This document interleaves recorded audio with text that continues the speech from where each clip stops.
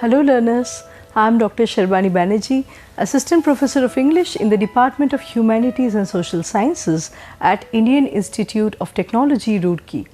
I am offering an online course titled Postcolonial Literatures, and it is especially designed on the CBCS curriculum for the students of BA Honours in English. It is a 5-credit course having 50 lessons, and the course will be covered in 15 weeks. The course is aimed at providing introductory knowledge of postcolonial literatures, which is an important field that explains the social, political, cultural and economic impacts and consequences of colonization in the colonial and postcolonial era.